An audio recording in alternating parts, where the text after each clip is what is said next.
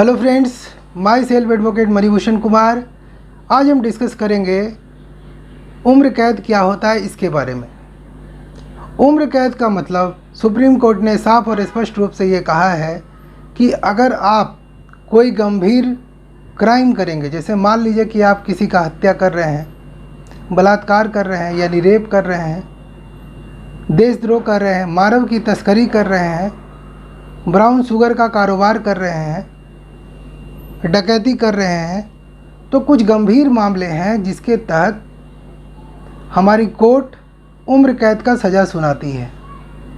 लेकिन बहुत बार आपने ये देखा होगा और सुना भी होगा कि किसी व्यक्ति को उम्र कैद होने के बावजूद भी उसे 15 साल के बाद छोड़ दिया गया, 20 साल के बाद छोड़ दिया गया।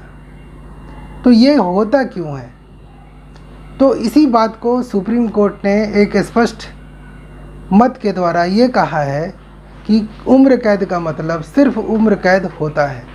तो आप हमारे स्क्रीन पे देख सकते हैं कि सुप्रीम कोर्ट ने क्या कहा है और सुप्रीम कोर्ट के कहने का अर्थ क्या है। देखिए, न्यायमूर्ति के.एस. राधाकृष्णन और न्यायमूर्ति मदन बी लोकुर की पीठ ने इस गलतफहमी को दूर करते हुए कहा था कि हमें लगता है कि इस बाबत कुछ गलतफहमी है। ऐसा सुनने में आता है कि उम्र कैद की सज़ा काट रहे कैदी को 14 साल या 20 साल की सज़ा पूरी हो जाने पर रिहा होने का अधिकार है। कैदी को वास्तव में ऐसा कोई अधिकार नहीं है। उम्र कैद की सज़ा काट रहे दोषी को हमेशा, जब तक वो जीवित है, उम्र कैद में उसे जेल में रहना होगा। यानी जब तक वो जीवित है तब तक उसे जेल में रहना होगा। वह इससे पहले भी रिहा किया जा सकता है जब राज्य सरकार उसके लिए अपील करे। कहने का मतलब है कि कोर्ट ने सज़ा दे दिया कि इस व्यक्ति को उम्र कैद दे दिया जाए, लेकिन सरकार ने सीआरपीसी की धारा 433A के तहत अपील कर दिया कि इस व्यक्ति की सज़ा जो है कम किया जाए, क्योंकि ये व्यक्ति अच्छा आचरण कर रहा है, ये व्यक्ति सुधर चुका है और इस व्यक्ति ने अपनी 14 साल की जो सज़ा है वो बहुत कड़ाई से काट लिया है, या 15 साल 20 साल की सज़ा को काट लिया है। तो अगर सरकार अपील करेगी तब जा कर के उसकी सज़ा 14 साल, 15 साल, 30 साल, 20 साल हो सकता है, लेकिन 14 साल से कम नहीं होगा। 14 साल सज़ा को उम्र कैद माना जा सकता है। कब? जब सरकार सीआरपीसी 433A में अपील करेगा तब। अगर अपील नहीं करेगा तो उसे ताउम्र हमेशा के लिए, जब तक वो जीवित है, उसे जेल में रहना होगा। तो उम्र कैद का मतलब यही है। भारतीय दंड संहिता की धारा यानी कि आईपीसी 55-57 में उम्र कैद की समय कम करने का अधिकार सिर्फ उस सरकार को है जहां ये घटना घटी है। यानी कि आईपीसी की धारा 55-57 में उम्र कैद में सज़ा घटाने का अधिकार सिर्फ उस स्टेट को है या उस सेंट्रल गवर्नमेंट को है जहां ये क्राइम हुआ है।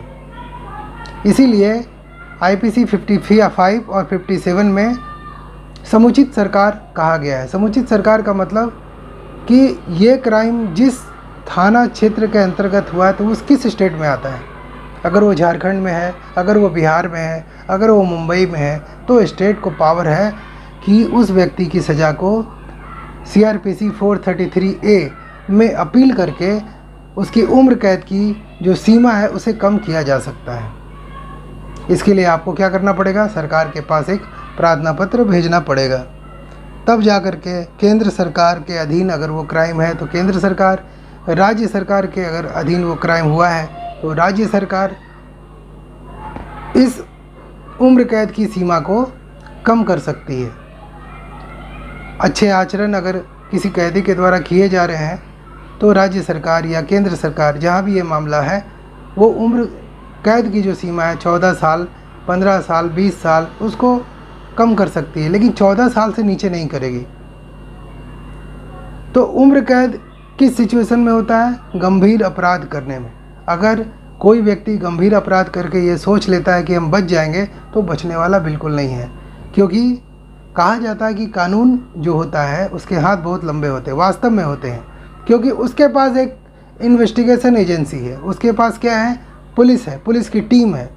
तो कोई भी एफआईआर होता है तो उसकी पूरी जांच पड़ताल की जाती है और हमारे पुलिस अधिकारी अपने इंटेलिजेंसी का प्रयोग करते हुए अपनी पूरी सत्यनिष्ठा के साथ उसकी पूरी की पूरी जांच करते हैं।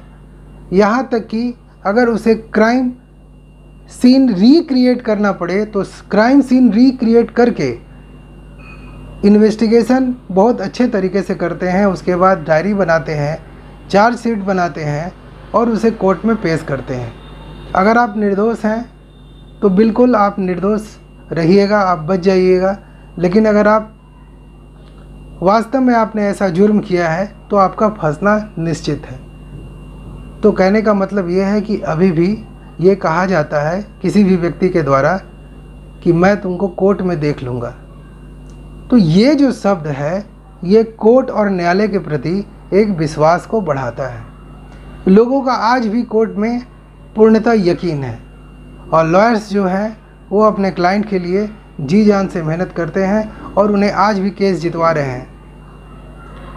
कोर्ट का ये कहना है, कानून का ये कहना है कि 100 बेगुनाह जो बेगुनाह लोग हैं, अगर वो 100 व्यक्ति हैं तो उन्हें सज़ा नहीं होनी चाहिए।